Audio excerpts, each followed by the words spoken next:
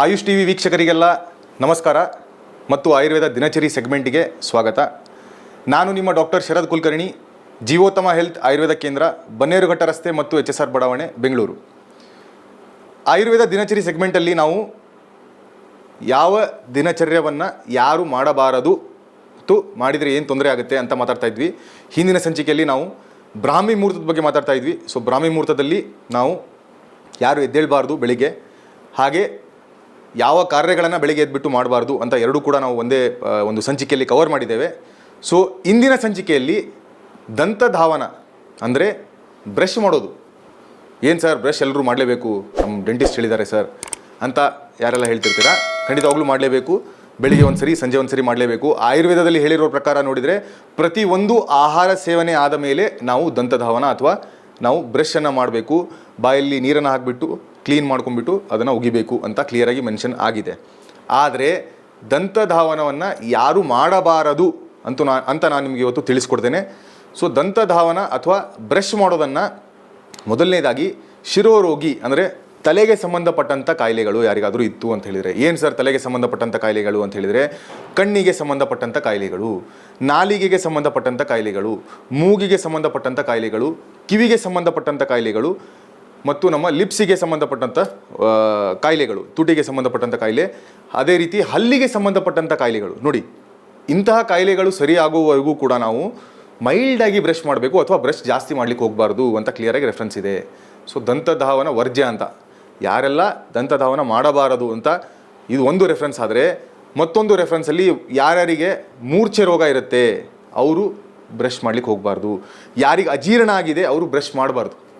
ನೋಡಿ, ಅವ್ರು ಸುಮ್ಮನೆ ಬಿಸಿನೀರು ಕುಡಿತಾ ಅಜೀರ್ಣವನ್ನು ಸರಿ ಮಾಡ್ತಾ ಇರಬೇಕು, ಸರಿ ಆದಮೇಲೆ ಬ್ರಷ್ ಮಾಡಬೇಕು, ಅಲ್ಲಿವರೆಗೂ ಬ್ರಷ್ ಮಾಡಲಿಕ್ಕೆ ಹೋಗಬಾರ್ದು.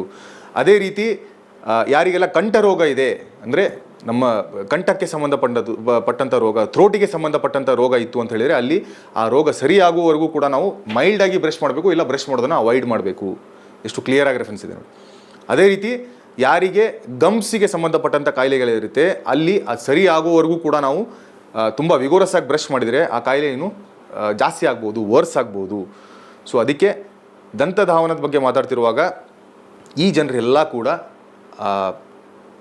ಏನು ದಂತಧಾವನ ಇದೆ ಅಥವಾ ಬ್ರಷ್ ಮಾಡೋದಿದೆ ಅದನ್ನು ಅವಾಯ್ಡ್ ಮಾಡಬೇಕು. ಏನಾಗುತ್ತೆ ಸರ್ ಮಾಡಿದರೆ ಅಂತ ಹೇಳಿದರೆ, ಇರುವಂತಹ ಕಾಯಿಲೆ ಏನಿದೆ ಅದು ಜಾಸ್ತಿ ಆಗುವ ಸಾಧ್ಯತೆ ಇರುತ್ತೆ. ನೋಡಿ, ಅಜೀರ್ಣ ಕಾಯಿಲೆ ಅಂತ ಹೇಳೋದು ಏನಾಗುತ್ತೆ, ಅಲ್ಲಿ ನಮ್ಮ ಅಗ್ನಿ ಏನಿದೆ, ಜಠರಾಗ್ನಿ ಏನಿದೆ ಅದು ಕಡಿಮೆ ಆಗಿಬಿಟ್ಟಿರುತ್ತೆ ಅಥವಾ ಮಂದವಾಗಿರುತ್ತೆ, ಅದು ಆಹಾರವನ್ನು ಪಚನೆ ಮಾಡೋದಕ್ಕೆ ಆಗ್ತಾ ಇರಲ್ಲ. ಅಂತಹ ಸಂದರ್ಭದಲ್ಲಿ ನಾವು ತಿರ್ಗಾ ಮತ್ತೆ ಬ್ರಷ್ ಮಾಡಿ ಏನಾದರೂ ನಾಲಿಗೆನ ಕ್ಲೀನ್ ಮಾಡ್ಲಿಕ್ಕೆ ಹೋದ್ವಿ ಅಂತ ಹೇಳಿದರೆ ಆವಾಗ ವಾಮಿಟಿಂಗ್ ರಿಫ್ಲೆಕ್ಸ್ ಏನಾದರೂ ಸ್ಟಿಮ್ಯುಲೇಟ್ ಆಯಿತು, ಟ್ರಿಗರ್ ಆಯಿತು ಅಂತ ಹೇಳಿದರೆ ಆವಾಗ ಅಗ್ನಿ ಇನ್ನೊಂದು ಸ್ವಲ್ಪ ಹೆಚ್ಚು ಕಡಿಮೆ ಆಗೋ ಸಾಧ್ಯತೆಗಳಿರುತ್ತೆ. ಸೊ ಅಜೀರ್ಣ ಸರಿ ಆಗುವವರೆಗೂ ಕೂಡ ನಾವು ನಾಲಿಗೆ ಕ್ಲೀನ್ ಮಾಡೋದಾಗಲಿ ಅಥವಾ ದಂತಧಾವನ ಏನಿದೆ ಅದನ್ನು ಮಾಡ್ಲಿಕ್ಕೆ ಹೋಗಬಾರ್ದು ಅಂತ ಈ ರೆಫರೆನ್ಸನ್ನು ನಾನು ನಿಮಗೆ ತಿಳಿಸಿದ್ದೇನೆ. ದಂತಧಾವನ ಅಥವಾ ಬ್ರಷಿಂಗ್ ಯಾರೆಲ್ಲ ಮಾಡಬಾರ್ದು ಅಂತ ನಾನು ಜಸ್ಟ್ ಮೆನ್ಷನ್ ಮಾಡಿದೆ ನಿಮಗೆ ಅಥವಾ ತಿಳಿಸ್ಕೊಟ್ಟೆ. ಅದೇ ರೀತಿ ಟಂಗ್ ಕ್ಲೀನಿಂಗ್, ಜಿಹ್ವಾ ನಿರ್ಲೇಖನ ಅಂತ ಹೇಳ್ತೀವಿ. ಜಿಹ್ವಾ ಅಂದರೆ ಸಂಸ್ಕೃತದಲ್ಲಿ ನಾಲಿಗೆ ಅಂತ, ನಿರ್ಲೇಖನ ಅಂದರೆ ಕ್ಲೀನ್ ಮಾಡೋದು ಅಂತ. ಸೊ ಇದನ್ನು ಯಾವ ಕಂಡೀಷನಲ್ಲಿ ಮಾಡಬಾರ್ದು, ಮಾಡಿದರೆ ಏನು ತೊಂದರೆ ಆಗುತ್ತೆ ಅಂತ ನಾನು ತಿಳಿಸ್ಕೊಡ್ತೇನೆ. ಸೊ ಈ ನಾಲಿಗೆ ಕ್ಲೀನ್ ಮಾಡೋದ್ರಿಂದ ಬೆನಿಫಿಟ್ಸ್ ಏನಪ್ಪ ಅಂತ ಹೇಳಿದರೆ, ನಾಲಿಗೆ ಕ್ಲೀನಾಗಿರುತ್ತೆ, ಪ್ಲಸ್ ಅದ್ರ ಜೊತೆನೇ ರುಚಿ ಅಥವಾ ನಮ್ಮ ಟೇಸ್ಟ್ ಬಡ್ಸ್ ಏನಿದೆ ಅದೆಲ್ಲ ಆ್ಯಕ್ಟಿವೇಟ್ ಆಗಿರುತ್ತೆ ಕರೆಕ್ಟಾಗಿ. ಸೊ ನಿಮಗೆ ಭೋಜನದಲ್ಲಿ ರುಚಿ ಇರುತ್ತೆ. ಇನ್ನು ಟಂಗ್ ಕ್ಲೀನರ್ ಹೇಗೆ ಇರಬೇಕು ಅಂತ ಹೇಳಿದರೆ, ಅದು ಸ್ಟೀಲಿನಿಂದ ಮಾಡಿರ್ಬೋದು, ಸಿಲ್ವರಿಂದ ಮಾಡಿರ್ಬೋದು ಅಥವಾ ಗೋಲ್ಡಿಂದ ಕೂಡ ಮಾಡಿರ್ಬೋದು. ಸೊ ಯಾರ್ಯಾರಿಗೆ ಯಾವ ರೀತಿಯ ಒಂದು ಶಕ್ತಿ ಇರುತ್ತೆ ಆ ರೀತಿಯಲ್ಲಿ ಮಾಡ್ಕೊಳ್ಳೋದು ಒಳ್ಳೆಯದು. ಇದು ಕೂಡ ಆಯುರ್ವೇದದಲ್ಲಿ ಮೆನ್ಷನ್ ಆಗಿದೆ.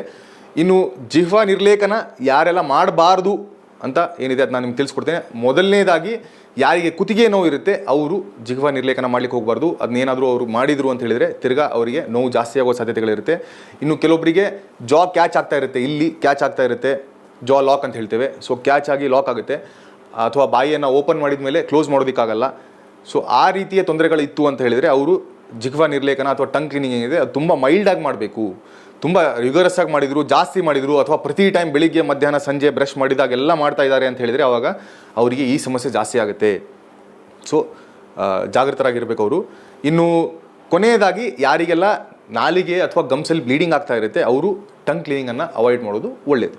ಮುಂದಿನ ಸಂಚಿಕೆಯಲ್ಲಿ ಜಿಹ್ವಾ ನಿರ್ಲೇಖನ ಅಂದರೆ ನಾಲಿಗೆ ನಾವೇನು ಕ್ಲೀನ್ ಮಾಡ್ತಾ ಇರ್ತೇವೆ ಆ ಕ್ಲೀನ್ ಮಾಡೋದು ಎಲ್ಲಿ ಕಾಂಟ್ರಾ ಇಂಡಿಕೇಷನ್ ಇದೆ, ಯಾರು ಮಾಡಬಾರ್ದು ಅಂತ ಇದೆ, ಅದನ್ನು ನಾನು ತಿಳಿಸ್ಕೊಡ್ತೇನೆ. ಅದೇ ರೀತಿ ಆಯುಷ್ ಟಿವಿಯಲ್ಲಿ ಬರ್ತಾ ಇರುವಂತಹ ಎಲ್ಲ ದಿನಚರಿ ಸೆಗ್ಮೆಂಟಿಗೆ ಸಂಬಂಧಪಟ್ಟಂಥ ವಿಡಿಯೋಸ್ ಅಷ್ಟೇ ಅಲ್ಲದೆ ಬೇರೆ ಬೇರೆ ವಿಡಿಯೋಸ್ ಏನೆಲ್ಲ ಬರ್ತಾ ಇದೆ ಅದನ್ನು ನೀವು ಖಂಡಿತವಾಗ್ಲೂ ನೋಡ್ತಾ ಇರಿ, ಲೈಕ್ ಮಾಡ್ತಾ ಇರಿ ಮತ್ತು ಚಾನಲ್ಗೆ ಸಬ್ಸ್ಕ್ರೈಬ್ ಮಾಡೋದನ್ನು ಮರಿಬೇಡಿ ಅಂತ ಹೇಳ್ತಾ ಈ ಸಂಚಿಕೆಯನ್ನು ಮುಗಿಸ್ತಾ ಇದ್ದೇನೆ. ಎಲ್ಲರೂ ಕೂಡ ನಗ್ತಾ ಇರಿ ಮತ್ತು ಸ್ವಸ್ಥರಾಗಿರಿ. ನಮಸ್ಕಾರ.